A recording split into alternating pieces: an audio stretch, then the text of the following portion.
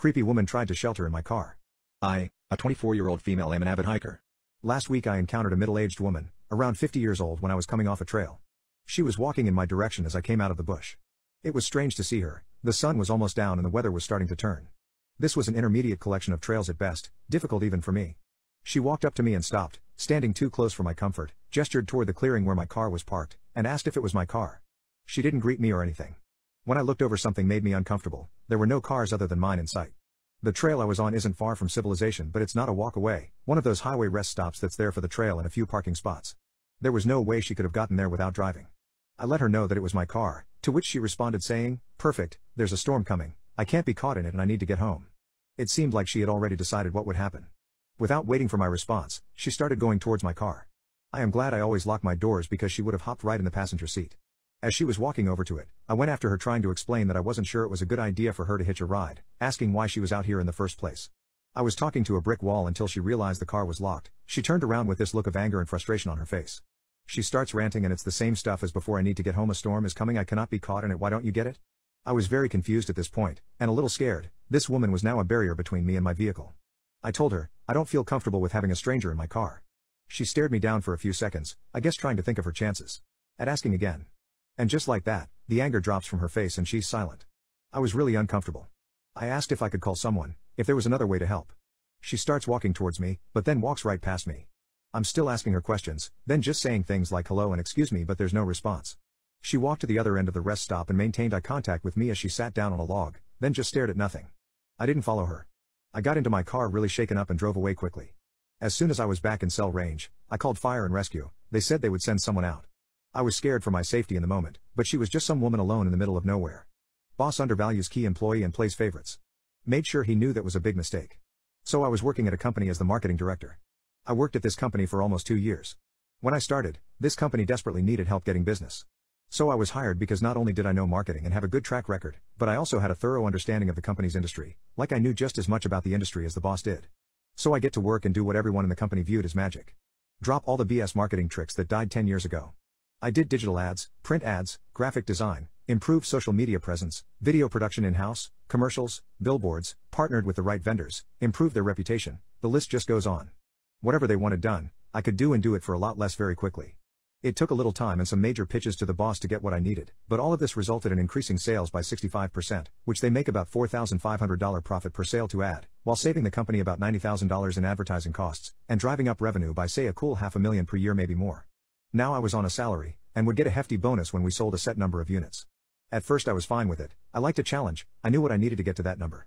But I was stuck making that base salary and I didn't have the resources I needed to make that bonus money, which I really needed. Then somehow I got switched to hourly instead of salary, when eventually I had to put in an extra 10 to 15 hours a week just to make a full week's pay. I ended up having some financial issues, lost my car, had to move back in with my parents, and got into some debt. So I ended up starting an internet business to found out the groom cheated on our wedding day. My fiancé, a 25-year-old male, and I, a 24-year-old female, dated for about 8 years. We met in high school and stuck together ever since. He proposed when we went on vacation to Rome for our 8th anniversary. Leading up to the wedding has obviously been a stressful process. I was thankful for my fiancé's mother help in all the process. The day of the wedding, I was beyond nervous, but I knew this was natural. I was sweating while looking at myself in the mirror, getting ready to walk with my dad down the aisle. My fiancé's sister then stormed over to me. A wave of anxiety washed over me when I saw her face. She told me she had something important to show me and gave me her phone. It was a screenshot of messages, and she told me it was a conversation between my fiancé and his childhood friend. I was confused at first. I knew about their friendship and was fine with it after my fiancé reassured me multiple times that their friendship was completely platonic. But I kept swiping and the messages got more personal and more intimate. My heart dropped when I saw my fiancé talking about how he wished he dated his friend over me years ago. He said he felt pressured into asking to marry me, which was shocking to me. We both discussed marriage and he expressed how he wanted to marry me and how he had the wedding planned in his mind. There were messages of them discussing secret meetups. He told me he was working overtime at his job. My fiancé's sister told me she had his phone once to search something up but saw a notification from my fiancé's best friend. Since they have a shared iCloud, she took the screenshots and they saved on her phone. I was shocked and heartbroken. I was about to walk down the aisle with my dad and marry the man I've been dreaming of marrying for years. I started sobbing hysterically. The others saw me and tried comforting me and asked me what happened. My fiancé's sister explained and the others were in shock. My father told me respectfully that he would not walk me down the aisle to that man. My fiancé's mother was beyond disappointed. I didn't even want to face him. I decided to leave without telling him anything. I left him standing at the aisle mindlessly, but he deserved it and I blocked him everywhere. His family still reaches out and offers me support, telling me that they're disappointed him and are distant now. Told my parents to divorce in an airport. My family and I, a 25-year-old female, went to Italy this past week for a vacation. It was my parents, my 19-year-old sister, my aunt, and my cousin, a 27-year-old male. Our flight home was 3 connecting flights, Venice to Montreal, Montreal to Toronto, and Toronto to my home city.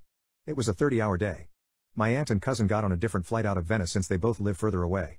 My parents have hated each other since I was 11. They almost got divorced when I was 13, but changed their minds, and will never let me forget that staying together for the kids meant that I'm the reason they're so miserable now. Our flight delays, we have to sprint through Montreal, customs takes forever and my parents suck at technology. My dad snapped at my mom snapped back, my dad started flirting with a flight attendant and some other lady in the airport, my mom shut down and almost didn't get on the flight home, and they had been screaming at each other for everyone in the Toronto airport to hear. It was embarrassing. I've been in and out of therapy for over a decade now dealing with them because they won't go, and I end up being the collateral every time they would fight in front of me. But while we were waiting to board, my dad starts chatting up some lady in front of my mom who texts me, "If your boyfriend treats you badly, you can break up." I have no option like that. Dad is now enjoying his second conversation with a second single woman since we left Italy and hasn't had one polite conversation with me. I have no options like you did. So I snapped, and yelled at them both and told them, "Stop acting like children. This is not appropriate to do in front of me and my sister. Either go to therapy or get divorced." They both laid into me for embarrassing them, as if they weren't fully doing it to themselves. I was on hour 30 of no sleep, I was hungry, and I was about to get on my 3rd flight of the night. I don't live with them, I have my own place, thankfully, but for the past year any time they do this I just leave. Unfortunately not possible in an airplane. They've both been guilt-tripping me for embarrassing them since the incident. Maybe they needed to get embarrassed in an airport. This can't be normal. But maybe I'm playing victim like my mom says, I don't know. Humiliate and interrupt me and my friends for a week? Have fun being suspended. This story happened this year in high school when I thought this would be my golden year. This one kid in my class really hated gingers, my friend was a ginger, and if anyone insulted my friends on purpose, I would get very mad. So one day me and my friends made a plan, since this guy gets in trouble a lot and punches people in the hallway a lot, pretty sure he has anger issues, like me but worse, I wanted to annoy him so much that day, just enough so he would try to hurt me. Eventually, yes I got what I wanted, he punched me, right in the chest and a teacher saw it. So me and the teacher took a trip to the principal and told her everything that happened.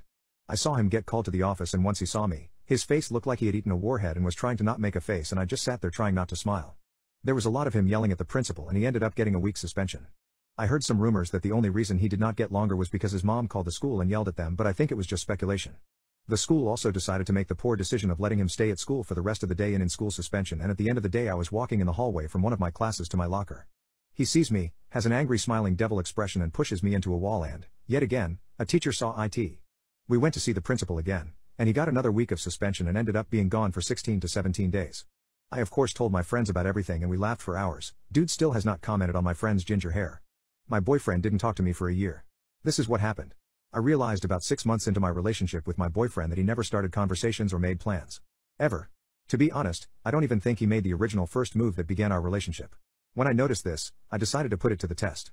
I mean, we spoke every single day, he always answered quickly, and was engaged in the conversation the whole time. But he just never initiated. I wondered if I just never gave him the chance to. Especially since I'm an early riser. So one day, I didn't text him first thing in the morning. I figured that he would probably wake up and see that I didn't text him then just message me quickly.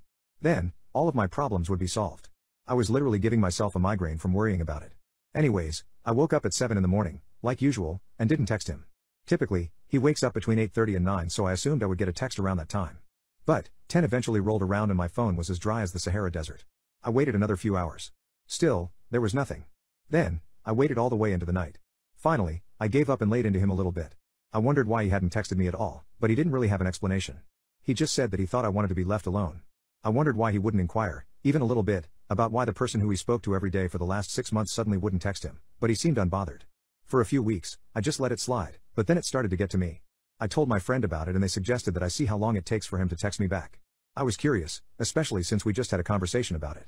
So, I did it again. But this time I was going to commit to it for as long as I possibly could. Boy, did I commit.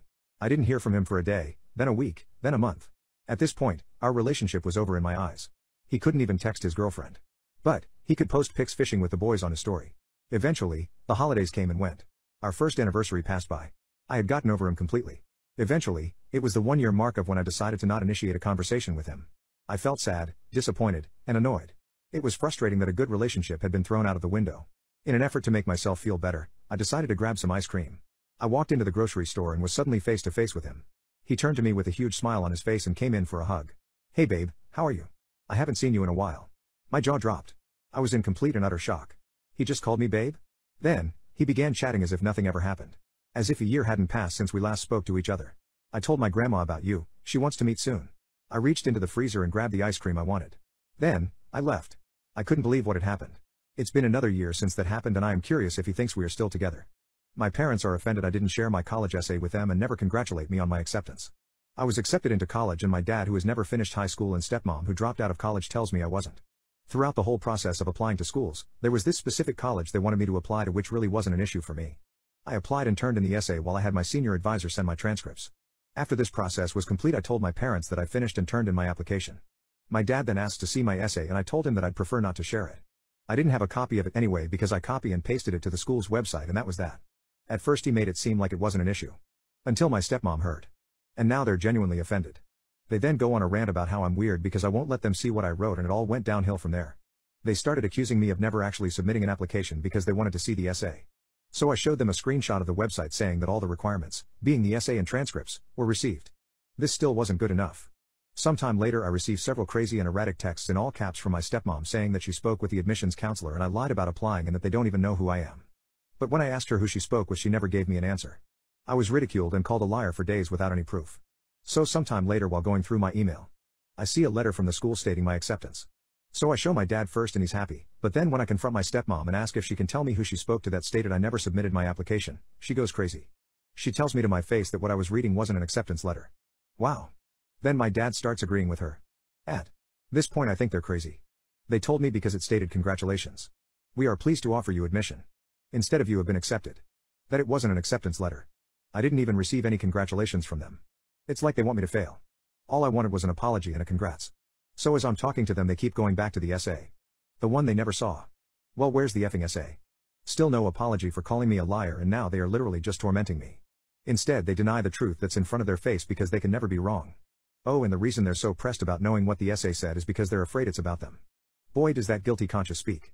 When they finally admit I was accepted I ask them for an apology and they simply tell me so what, get thicker skin I can no longer deal with them because it will literally kill me.